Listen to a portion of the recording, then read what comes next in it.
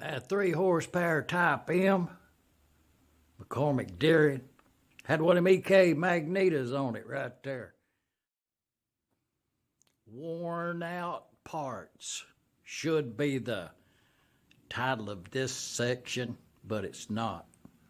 Now we're looking at the wrong end of the engine right there. Let's turn her around there.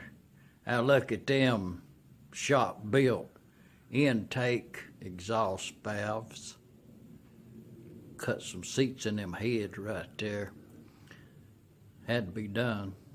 Just added to the cost of the engine.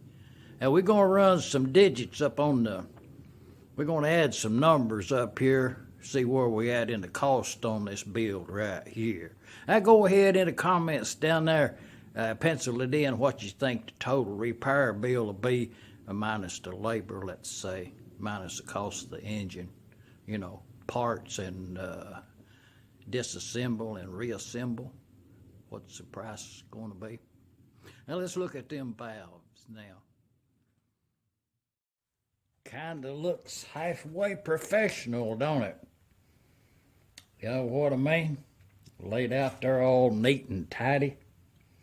We'll get a little oil squirted on them. Yeah, there I was working on the other end of that engine, and I said I should tidy this up, clear off the workbench, you know, get a head gasket on there, bolt this engine together. But to answer a question, this cast iron steel right here, that's some I think that's gray cast iron. Yeah, it's cast iron, all it is, Billy. And I got that from McMaster some years ago. But you can get it right there on the internet. You know, just type in, and somebody will want to sell you some of it, and buy the size you need. And you see, I got some stuff laid out here. I'll tell you something kind of serious, if you want me to.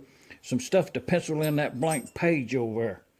Is the reasoning that I choose to make these valves here instead of buying them on the internet. The other option is take them down to the local machine shop, which I did that one time years ago, just pressed for time, and the local machinists just knock them out really easy. But as you can see, I done already got the seats cut in there, just 2 angles, 46 on the seat down there, and 31 on that top angle right there, just to give me some clearance, you know, a real nice seat. And the bottom of it looked real good, so, you know, it's just a 2-angle valve job, basic, good. And these are the 2 valves that I made. We made them right over there on that side of the building to go in here. This is that's the intake, and this is exhaust. We'll put them in there in a minute. I done already put this. This is the fine grit right here, super fine. That's as fine as you can get right there at that seat cutting compound. But you can see there, I done run it around there, and it's really light. You know what I mean? I'm a proponent of you should machine it, the seat and the valve, good enough to where you don't have to lap them in. You know, but everybody wants to see it. But in size, you know, it's the valve says it all. You know, you can look at it and tell how it was made. As this valve, let's compare this. This is an internet valve. I ordered this on the internet, listed for 3 horsepower M, and it is. If everything on your head that you had at home was 3 horsepower M, then this would just drop right in there. Put a little compound on, you'd be good to go. Well, that's not the case. A simple reason is these valves right here is the valves that was in this head. Right here. This is the intake and exhaust. And you can see it wore out years ago. Well, it was really bad. It's cleaned up a lot. But the seat is too big for the valve. Wore plumb out. And this one right here, it actually wore the seat, like, dished it out like that. it's still, the stem is fairly okay. You could use this valve right here, but not in this head, because the seat was bad in here, and when you put the seat cutter in there and you cut that seat, then that hole gets bigger. So when that gets bigger and you poke this original size valve down in there, it don't fit. It's too big for the edge. So at that point, you have to have an oversized valve. And you can see how much more oversized, oh, it's quite a bit, oversized. What I done to cut the seat, and then I measured it, and then I built the valve to fit the seat. On this particular one, I put a guide in there, you know, oversized guide in it, and then this fitted to that. We're gonna put them in there in a minute. But these two valves here, one of them is no good, and one of them, we'll keep it. But for show and tell, I made this valve a little bit ago, and it's a little easier to see. The seat line is just about a little bit, well, it's about dead center actually. So there's a lot of wire left onto this valve right here, whatever engine that gets in. But that's an exhaust valve right there. But it's a carbide cutter. I use a carbide cutter. And the other option to use this original size valve in this head is to use one of these cutters right here. This is a seat cutter. You put in a mill over and you index everything in, and that's a carbide cutter right there, them little things right there. And when that comes around there, it cuts a seat in there where you can take one of these right here and press it down in there. These right here are, this is for 1.5 horsepower M. And it's a OD's 1.125 and ID is 0.250 thick. So once you press that down in there, then you take your seat cutter and you cut the seat in this right here. That's nickel steel right there, I think. Nickel chrome, that's what that is. And but you use the size to fit it with one of these things right here. That thing costs a lot of money too, and it does have a pilot in there. You can pilot down in under to all of that, and it works really good. Costs a lot though. I got that at Goodson Tools right there. Is where I got them at. That's a good company to do business with.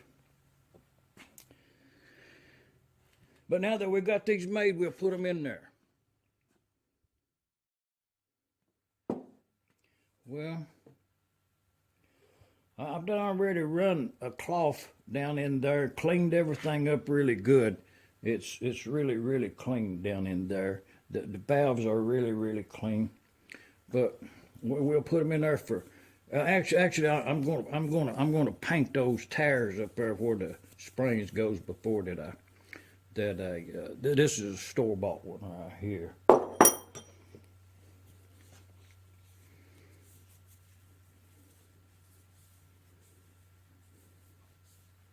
Have 45 degrees on that seat angle right there, and 46 degrees on this seat angle in here. At 1 degree of interference right there. But I polished that stem up a little bit. A fine thread on there, cross drilled for a cotter.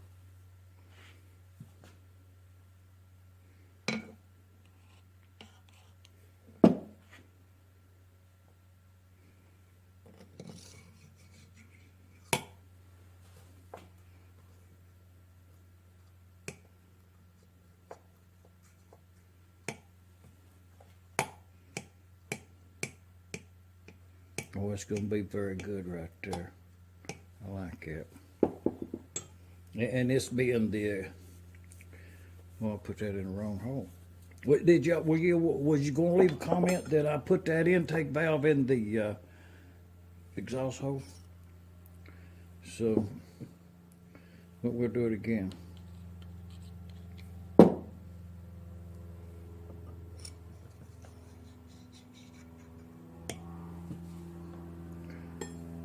Okay, let's try it. Equal. Oh, actually, it's. Oh yeah, that's pretty good. And then the exhaust. That's just a little light oil right there.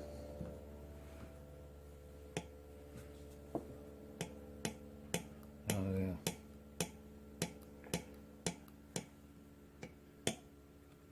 Yeah, okay, I'm gonna get a little paint on there, and we'll just go ahead and put together. You know, not right now. I'm gonna prime and paint, and get it all assembled right there, and we'll get that on the engine right there, and good choking all in there, and just made it convenient with those all threads to work in height, but. You know, I think that's good enough right there.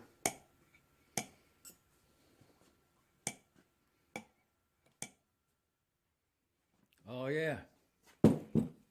That's that ductile. This is ductile cast iron right here. It's different than gray cast iron. That's a 1 foot piece right there. No, it's 15 inches long. Ductile cast iron.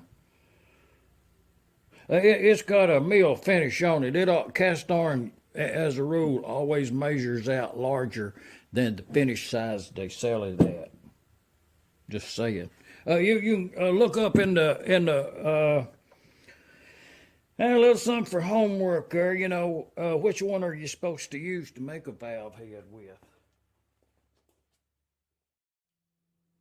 Actually, that's an original with the big old square thing on the head right there.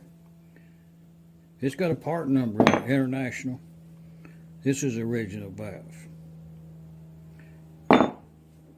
They have part number on them. There's no need to look it up. You won't find a valve to fit it.